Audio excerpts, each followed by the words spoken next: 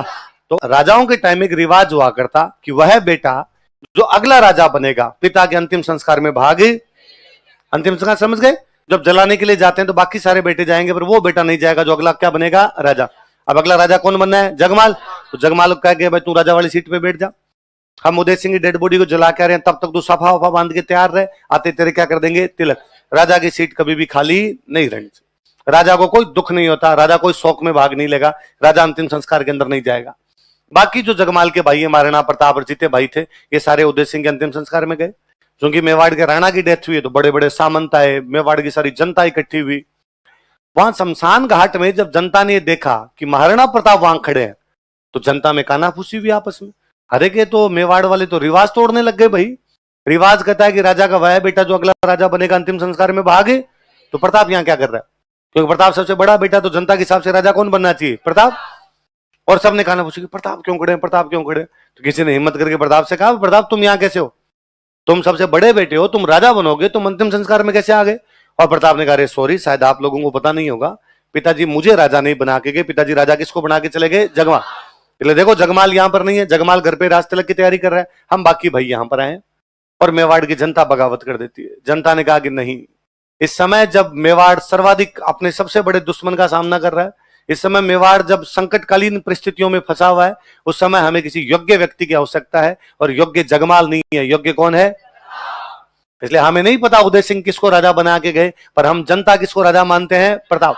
हमारा राणा कैसा हो? महाराणा प्रताप। अब फिर सबने कहा कि यह तय करने का अधिकार उदय सिंह को किसने दिया कि प्रताप राजा नहीं बनेगा, जगमाल बनेगा? मेवाड़ में राजा कौन बनेगा? तय सलुम्बर का सामंत करता है। कौन करता है?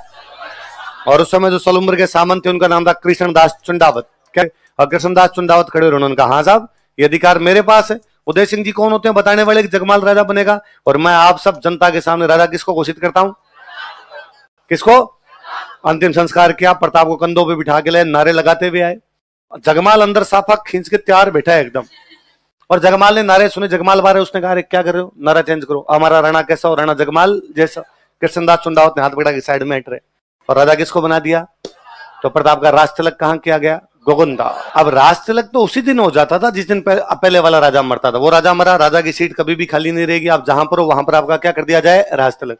पर बाद में राज तिलक का फंक्शन होता, फंक्शन करते बाद में थोड़े दिन बाद में फंक्शन। तो अब भाई कोई भी अपने घर पे फंक्शन करते हैं, कोई शादी ब्याह का हो, कोई सगाई का हो, कोई घर की न्यांगल का हो, कोई शुभ काम हो, तो मुहूर्त देखते हैं, ज्योतिष नक्षत्र देख के करते हैं, पंडित जी से पतड़ा पूछवाते हैं कि पंडित जी बताओ कब करें। तो राज तिलक का जो फंक्शन हुआ करता उनके लिए बाकायदा मुहूर्त देखे जाते। तो राज तिलक तो उसी दिन हो जाता जिस दिन वो बना है। अब मुहूर्त थोड़े दिन बाद का है, तो बाद थोड़े दिन बाद में फंक्शन रख लिया करते। फंक्शन रखेंगे तो रिश्तेदारों को बुलाएंगे, तो उसमें रिश्तेदारों को भी बुलाते। अच्छा राज तिलक तो वहां पर हो जाता जहां राजा मरा है, जहां बैठा है अगला बेटा वहां पर हो जाएगा, पर फंक्शन हमेशा राजधानी में करते। कहां करते? मेवाड़ वालों की राजधानी चित्तौड़गढ़, पर चित्तौड़गढ़ पे कब्जा किसने कर रखा है? अकबर। तो अब कहां करें? तो संकटकालीन राजधानी कौन सी? कुंभलगढ़। तो प्रताप का राज तिलक समारोह कहां मनाया गया? कहां मनाया गया?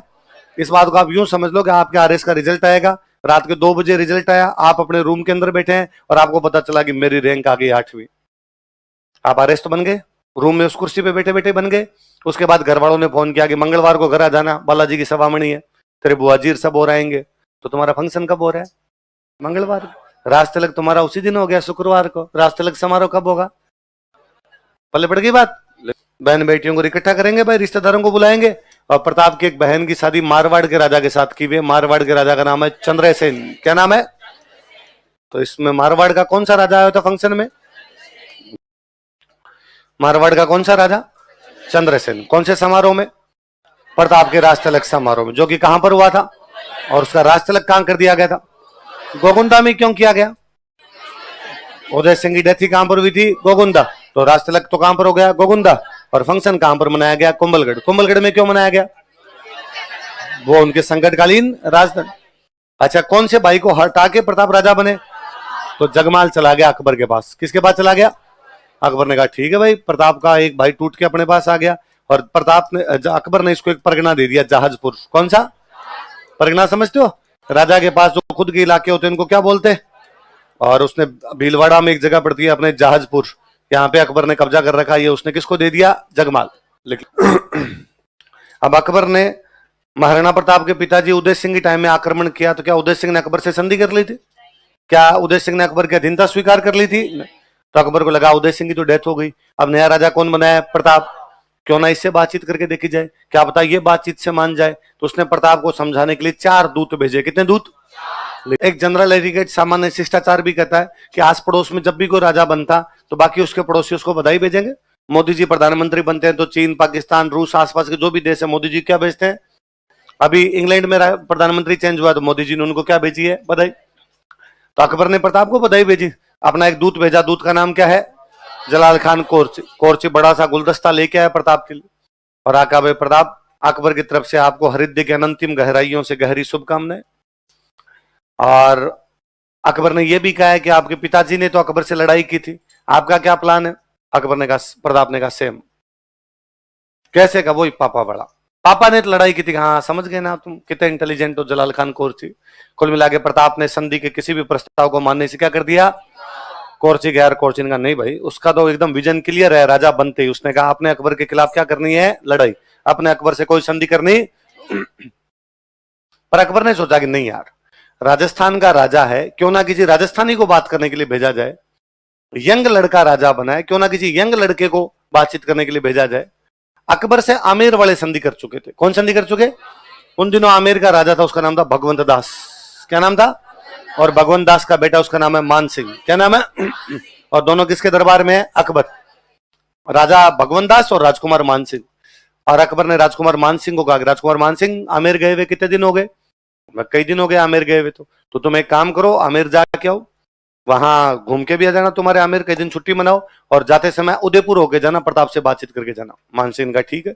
तो किसकी? उदयपुर में पिछोला की पाल पर वहां डिनर का प्रोग्राम था और कहा गया भाई वहां पर बातचीत की जाएगी। प्रताप को पता चला, प्रताप ने कहा स्वागत कीजिए भाई, राजकुमार आया है, कोई बात नहीं, बातचीत कीजिए। अच्छा, आमेर का राजकुमार बातचीत करने के लिए आया तो अपने राजकुमार को भेज दो बातचीत करने के लिए। यही कहता है नियम।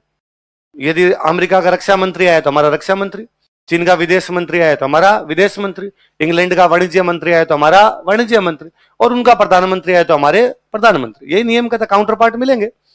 प्रोटोकॉल यही कहता। तो कि भाई आमेर का राजकुमार आया तो मेवाड़ का राजकुमार बातचीत कर लेगा। तो आमेर का राजकुमार कौन आया? मान सिंह। तो प्रताप ने अपने बेटे को भेजा, अमर सिंह। किसको भेजा? ये तो मान सिंह डिनर के लिए जल्दी आ गया, अमर सिंह लेट गया। होता यह है कि मेहमान लेट आता है, होस्ट होता है वो पहले आ जाता है। यहाँ पे गेस्ट पहले आ गया था, होस्ट अभी तक आई नहीं।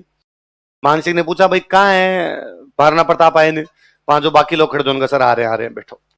इतने महाराणा प्रताप तो आए नहीं, उनकी जगह पे कौन आया? अमर सिंह। और उसने मान सिंह को आका, और अंकल क्या समाचार है? और मान सिंह को लगा ये क्या तरीका है, महाराणा प्रताप क्यों नहीं आए? और उसने पूछा अमर सिंह से, भाई तुम्हारे पिताजी कहाँ पे? अमर सिंह और बदमाश आदमी, उसने कहा पिताजी, पिताजी का पेट दर्द हो रहा है। और मान सिंह को बड़ा गुस्सा है, मां डिनर सेट उछाल दिए वहां पे। मान सिंह ने कहा तेरा और तेरे बाप दोनों का पेट दर्द ठीक कर दूंगा मैं। लोग मेरे को मान सिंह कच्चा वागा थे, मैं युद्ध के मैदान में आऊंगा और देख लूंगा तुम दोनों को।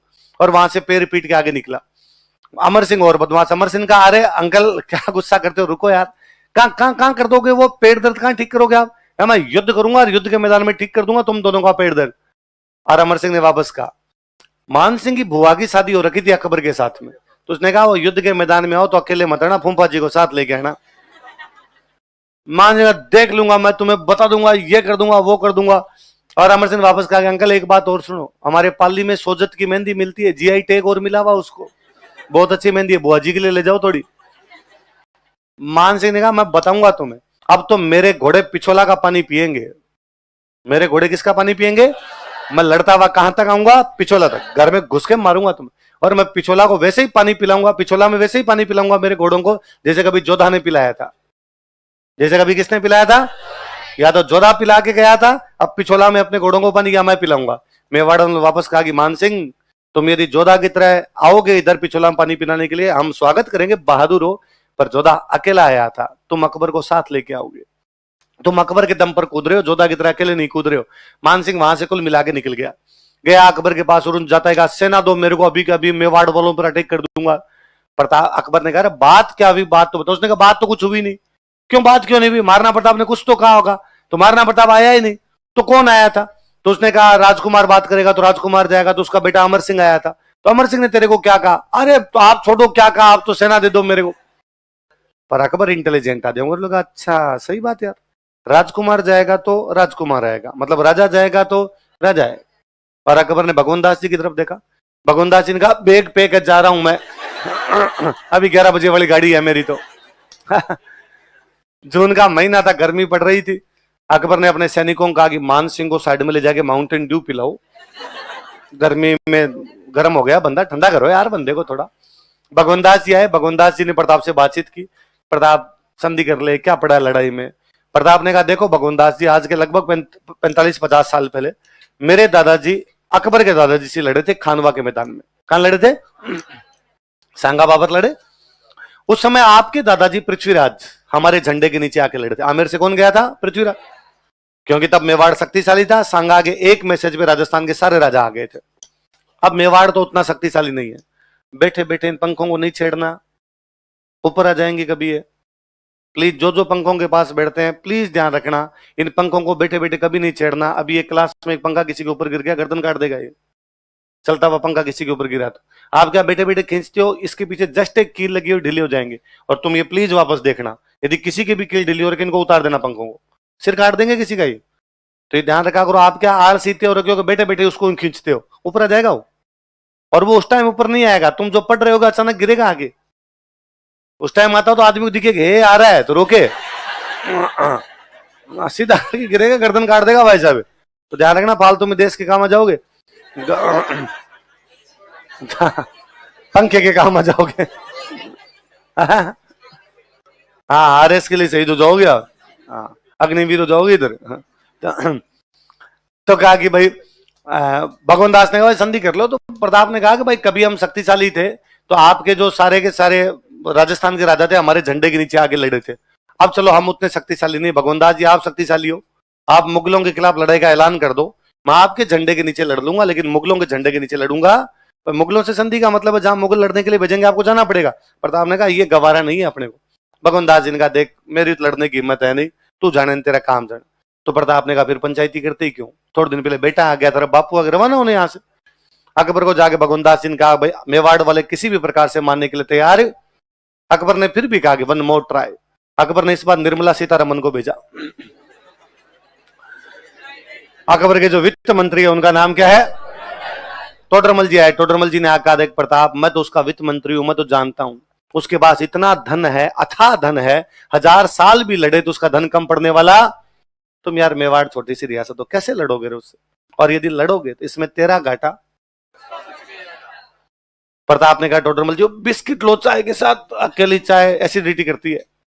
नाश्ता वास्ता कराया टोडरमल जी को और भी कहा टोडरमल जी क्या क्या क्या कह रहे थे आप, धन कहां से आएगा? तो जाके कहना अकबर से कि मेवाड़ के भामाशाह मरे नहीं है, पैसा हमारे पास कहीं से आ जाएगा, आप लड़ाई की तैयारी करो, ये बार बार ये लव लेटर भेजने बंद करो।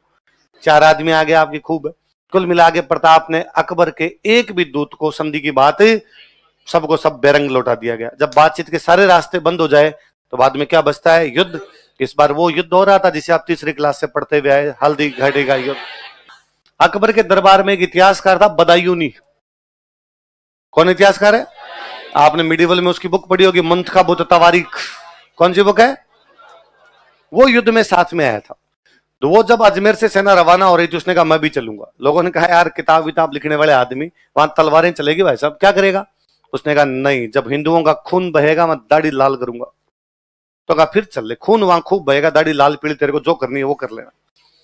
तो बदायूनी युद्ध में खुद आया हुआ था। बदायूनी इतिहासकार है तो बदायूनी तो वर्णन करेगा। तो बदायूनी लिखता है कि हमारी सेना घाटी के अंदर घुसी, दर्रे के अंदर घुसी, दो पहाड़ियां बीच में दर्रा है, वहां घुसी। मेवाड़ वालों ने अपनी सेना दर्रे के आगे लगा रखी थी। प्रताप को पता था अपनी सेना कम और दुश्मन की सेना ज्यादा, तो अंदर घुसने दो, घाटी की फिर देखते हैं। बदायूनी कहता है हमारी सेना जैसे ही घाटी में घुस के आगे आई, आगे मेवाड़ वाले तैयार खड़े थे। उनका शुरुआती आक्रमण इतना भयंकर था, इतना भयंकर था कि हमारी सेना बनास नदी के पास 16 किलोमीटर वापस भागी। बदायूनी कहता मैं तो पीछे खड़ा था भाई साहब, तो मेरे को यह नहीं समझ में आया कि तीर कहां चलाया जाए, क्योंकि हमारी सेना वापस भाग रही है, पीछे उनके मेवाड़ वाले भाग रहे हैं। तो मेरे पास में नकीब खान खड़ा था। मैं नकीब खान से पूछा नकीब खान तीर किस पे चलाऊं? अपने सैनिक अपनी तरफ भागते हुए आ रहे हैं, इनके पीछे मेवाड़ी आ रहे हैं, तो किसको मारूं मैं? नकीब खान ने कहा कि आंख बंद करके तीर चला, मरेंगे दोनों साइड से हिंदू, तेरे को तो हिंदुओं को मारना है, क्योंकि आगे मानसिंह वाली फौज है, मानसिंह वाली फौज आमेर के, वो भी हिंदू है, उनका पीछा करते हुए मेवाड़ी आ रहे हैं, वो भी कौन है? हिंदू। तो बदायूं कहता आपने तो भाई आंख बंद करके चेपने शुरू किए तीर, पर थोड़ी देर में वो हमारे तक पहुंच गए, फिर मैंने भी चप्पलें हाथ में ली। घाटी से बाहर निकले तब एक जगह, उस जगह का नाम है बादशाह बाग। कौन सी जगह? मैदान है बादशाह बाग नाम करके। घाटी से बाहर निकले तो बादशाह बाग नाम की जगह पे आके लड़ने लगे। उधर मुगलों की सेना भाग रही थी तो एक फौजी था, उस फौजी का नाम था मिहत्तर खां। क्या नाम है? किसका फौजी है? पर अजमेर से रवाना हो गया तो सैनिकों में थोड़ा कॉन्फिडेंस आया कि पीछे से और सेना आ रही है, लड़ लेना चाहिए। थोड़ा डर भी लगा कि भाग के अकबर आ गया तो अकबर कहेगा यार तनख्वाह लेते हो मेरी, भगोड़े हो गए युद्ध के अंदर। तो मुगल लड़ने लगे। अब मैदान की लड़ाई है। कौन से मैदान की? बादशाह बाग के मैदान की। अब प्रताप और मुगल है वो आमने सामने लड़ रहे हैं। तभी प्रताप ने देखा कि मान सिंह अपने हाथी पे बैठ के लड़ रहे हैं, और मान सिंह के हाथी का नाम था मर्दाना। क्या नाम था? प्रताप अपने घोड़े पर बैठे और उनके घोड़े का नाम आप तमाम लोग जानते हैं। और प्रताप को बड़ा गुस्सा आया। प्रताप को लगा यार मेरी लड़ाई मुगलों के साथ, अकबर खुद आए समझ में आता है, आसफ खान आए, नकीब खान आए, बदायूनी आए, मिहत्तर खान आए, सब समझ में आते हैं। मान सिंह क्या मांग रहा है? कभी बाप बेटे समझाने आ जाते हैं, अभी बेटा सेनापति बन के आ गया, और अब मुगलों को छोड़ो मैं इनको मारूंगा पहले। और प्रताप अपने चेता को भगाते हुए मान सिंह की तरफ लेके जाते हैं। मान सिंह मुख्य सेनापति, ये तो हो नहीं सकता कि मान सिंह अकेला खड़ा होगा, उसके चारों तरफ सिक्योरिटी होगी। चारों तरफ सिक्योरिटी लगा रखी। प्रताप सिक्योरिटी को काटते पीटते एकदम मान सिंह के पास पहुंचते हैं। मान सिंह आते के ठीक आगे उसका एक बॉडीगार्ड खड़ा, उसका नाम है बहलोल खान। क्या नाम है? डाकी टाइप का आदमी, कि मान सिंह तक पहुंचने के लिए पहले किसको मारना पड़ेगा, और बहलोल खान जल्दी किसी से मरे नहीं। जो बहलोल खान के पास पहुंच रहा उनको बहलोल खान ही यमदूतों के पास पहुंचा रहा। प्रताप इधर से अपना घोड़ा दौड़ाते हुए लेके जा रहे हैं। उन्होंने एक हाथ में घोड़े की रस्सी पकड़ी, दूसरे हाथ की अपनी तलवार से बहलोल खान को मारा, उसको बीचों बीच चीरा था। या तो महाभारत के युद्ध में भीम जरासंध की टांगे पकड़ के चीर देता है, उसको बीचों बीच से चीरता है, या प्रताप ने किसको चीर दिया था? किसी कवि ने कहा है कि पर दोनों में अंतर है। जरासंध बहलोल के वध में यह व्यतिरेक, भीम कियो दो भुज नते पातल ने कर एक। दोनों में अंतर है कि जरासंध को जब भीम ने चीरा था हाथ दोनों लगाए थे, प्रताप का तो हाथ ही एक ही काम आ रहा था भाई साहब, एक हाथ से चीर दिया था। फिर प्रताप ने अपना भाला लिया, मान सिंह पे मारा। तो अब यूं तो हाथी पे भाला लगेगा नहीं, हाथ बहुत ऊपर होता है, तो चेतक अपने अगले दोनों पैर हाथी की सूंड पे टिका देता है। तो उन्होंने अपना भाला लिया, भाला लेके मान सिंह के मारा। मान सिंह बड़ा समझदार सेनापति, हाथी में जो बैठने की जगह होती है उसको बोलते हैं होदा। क्या बोलते हैं? वो होदे में नीचे बैठ जाता है तो भाला उसके ऊपर से निकल जाता है। वो समझदार था, उसने अपने हाथी की सूंड में एक चाकू लगा रखा है। चेतक जब पैर उतार रहा था उसके दोनों नाखून कट गए। खुर खुर होते हैं, खुर खुर कट गए। मैं कहता हूं अपने जब नाखून काटते हैं ना उस समय थोड़ा सा ज्यादा कट जाए तो 3 दिन तक वो अंगुली रोटी खाते समय साइड में रहती है। डर सा लगता है यार ये ना आ जाए, अपने एक्स्ट्रा कॉन्शियस रहते हैं उसके। तो पैर में खुर है वो पूरा बाहर निकल रहा है, तो बेचारे घोड़े के तो कितना दर्द होता होगा। अब घोड़े से ढंग से नहीं चला जाए। प्रताप को लगा यार अब तक तो बड़ा तेजी से भाग रहा था, अचानक क्या हुआ? नीचे देखा तो घोड़े के लहू लुहान हो रखा उसके पैर एकदम। तो प्रताप घोड़े को बचाने के लिए युद्ध से बाहर निकलते हैं। मेवाड़ में रिवाज था कि जब भी राजा किसी भी कारण से बाहर निकले सादड़ी का झाला लड़ेगा। इस बार जो सादड़ी का झाला था उसका नाम था झाला मान। क्या नाम था? सांगा वाले टाइम कौन था? झाला अज्जा। अब कौन था? झाला, या इसी का एक नाम और है झाला बिद्दा। क्या नाम है? इस बंदे के दोनों नाम मिलते हैं हमें। क्या क्या नाम मिलते हैं? झाला बिदा या झाला मान जो है वो राजमुकुट पहन के लड़ाई करता है। पर तब तक मुगलों के समझ में आ गया था कि पार पड़ेगी नहीं। मान सिंह अपनी सेना को वापस हटा लेता है। पीछे जाके गोगुंदा जाके रुकते हैं। कहां जाके रुकते हैं? बदायूनी वापस लिखता है कि जब हम गोगुंदा के अंदर बैठे थे तो भी हम इतने भयभीत थे, हमें डर लग रहा था कि प्रताप रात को हमला करके मार ना दे कहीं पे, इसलिए हम रात को चारों तरफ 4 दीवारी बना के चुपचाप अंदर बैठे थे।